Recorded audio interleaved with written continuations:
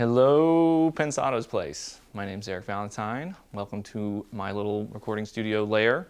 This is Barefoot Recording.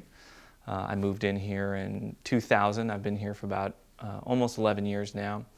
And it's been a great spot. Mostly left it the same as it was. It was a great studio that was built back in the 60s called Crystal Studios. And this sound room is very similar to what it was back then. I've added a couple little things. I'm going to kind of walk around a little bit and show you guys some of the stuff I've talked about here and there on some forums and a couple of magazines and stuff, and so people can actually see them and see how they work and stuff. So first, let's check out this robot. People always ask me about the microphone robot. I built this thing about 3 or 4 years ago after just endless complaints from assistants being tortured out in the sound room in front of 5 million decibel guitar amps.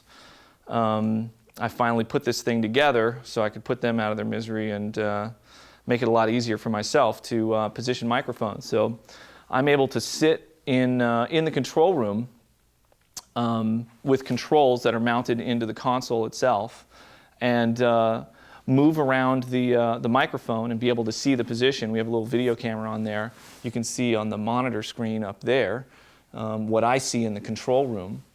And so I can sit in there and just nudge it around tiny little bits at a time, all 3 directions. So it'll go left, right, up and down, in and out from the guitar cab. And I'll never record guitar without it ever again.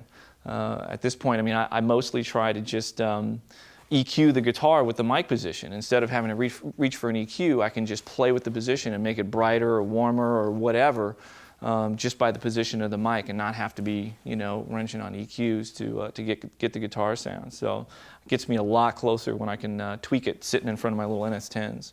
So then the other thing that I put in here was what we call the drum Brella. I built this thing maybe two or 3 years ago, and I got to give credit where it's due. This is just a straight up ripoff of the one that they have at Ocean Way Studio B. A friend of mine was recording over there and was actually using it, and when I came by to visit him and say hi, he said, "You got to come out and check this thing out." I sat down at the drum kit, played a little bit while he moved it up and down, and I knew instantly within 5 seconds, I have to have this. It is the coolest thing ever. And so basically what it does is it makes it so you can adjust the resonance of the room to accommodate the tuning of the drums. I really like to tune the drums to the key of the song that's being played. And so I can tweak the snare drum so the overtones are sort of ringing in key with the song. And I used to have this issue where you know, I would get it where the snare drum was in key, but it sounded kind of thin just because it wasn't reacting with the room right. And with this thing, once I have it in key with the song, I can adjust the height of this so it interacts with the drum and makes it sound really full. And so, you know, I'll sit down once I have the tuning of the drum.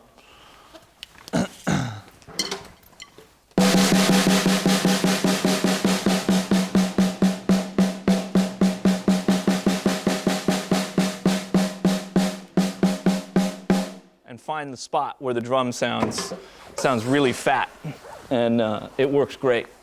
We use it all the time. So, drum Brella.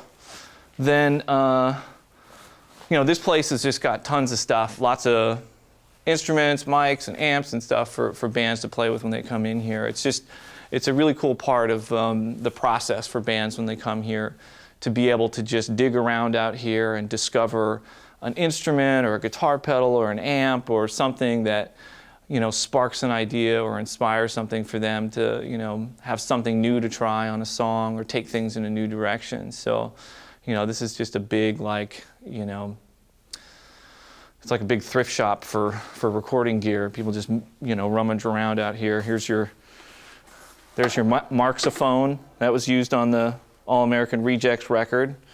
It was on the song on there that was a duet. We've got an auto harp.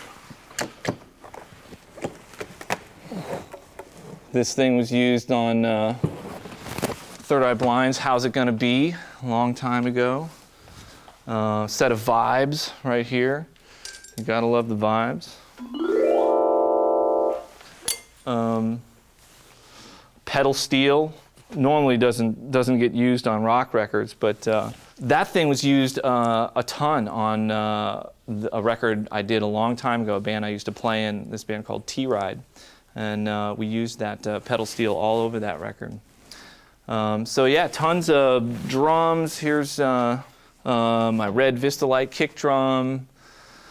Let's see, there's one particular snare drum that's been kicking around for a long time. So this is my bell brass snare. This gets used a ton. This was all over the Queens of the Stone Age record. It was, man, it's on everything. It's just a great sounding drum. This is a kind of a crappy old Pearl export drum that I bought. It just came with a drum kit that I bought because it had a super huge kick drum that I wanted. And it had a drum head on it that sounded great. And I left it like that for a long time. And this drum was on a lot of songs. And the drum head lasted a long time. It was on, this was the snare drum on Semi-Charmed Life. And it was also the snare drum on Queens of the Stone Age, Go With The Flow. Ultimately, Dave Grohl killed that head in those sessions, and that was the end of its run. It's never really sounded quite the same since then.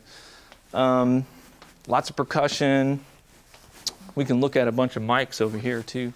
C37As, an old CMV3. This was used as sort of like the center drum kit mic on the Queens of the Stone Age stuff. 441s, it's a cool guitar mic, cool vocal mic. There's my SM7s. I use those all the time on vocals. At one point I got really into D20s, and so I just started buying them anytime they popped up. So I have a whole collection of these things. They all sound different. They're all numbered so I can keep track of which ones I'm using, which ones I like better than others, which ones match better. So I keep track of all of that. This is an AKG D202, and I don't know if you're going to be able to see this, but this microphone ended up inspiring the solution that we came up with for getting rid of the reflections off of the console. That windscreen is made out of this weird porous metal, and when we were trying to figure out how the hell we were going to get the surface of the console to not be reflective, I had this microphone set up. And I think it was Larry that noticed it and was like, this could probably work. And so that actually became the solution for that. A short body 47 tube mic. Bought this mic probably back in 1990 for $1,200. It was in the era when the band I was in, T-Ride, had got signed to a record deal, and we convinced the label to let us use the budget to buy equipment, and we bought that microphone. Instead of spending the money in somebody else's studio. This thing, that's an RCA KU3A, or some people, it's also called a 10001. Great sound, amazing sounding ribbon mic. Really cool on all kinds of instruments. Instantly vintage sounding. These C12As, been around for a long time. I found these in a pawn shop in San Francisco, Eagle Pawn in San Francisco, and built connectors for them and had Bill Bradley build me a power supply. They sound great. Been using them ever since for, 20 years. RCA 44. There's my Coles. Love these. Use them on everything. Lots of what I call Bobo mics. Just weird lo-fi stuff. That's an old Veracoustic. The wonderfully satanic EV666. This is a more recent one, the 655. This is a really cool sounding mic. This is a great drum mic. The D22. Yeah, it just goes on and on. There's all kinds of just stupid stuff that sounds weird, put on things. So, the way I usually set stuff up is I like to keep the mic pre's out in the sound room, close to the instruments. I like running nice short mic cable runs going to the mic pre's, and then have the long run be line level from the mic pre into the control room. So I keep a bunch of mic pre's out here. There's a bunch of reissue sort of Neve 1081 type things, and some Langevins. There's a bunch of custom tube mic pre's down there. So I usually have the mic pre set up here. They go through tie lines. Musicians listen on an Aviom headphone system, so they can just balance their own stuff, and I don't have to worry about doing headphone levels. Right now, this is the prototype version of the UnderToneAudio mic pre right there. I've been using that thing on pretty much everything, so I can just figure out, finalize any sort of component changes and tweak it and make sure it's really sounding the way we want. So I've been recording it on everything, trying different transformers, trying all kinds of different stuff. So once we get in here, the mic pre's come in through tie lines, and then they just show up on inputs on the console.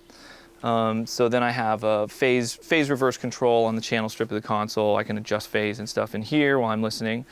And then I also have a line trim on the inputs of the console channel strip, so I can add or take away 10 dB of gain on the signal coming from the mic pre. So I can sort of fine tune the levels of those. I can do any EQing and stuff that I want to do before things go to tape or to the computer. And so then, what I'm playing around with right now is a recording that's trying to recreate like an old Motown sound.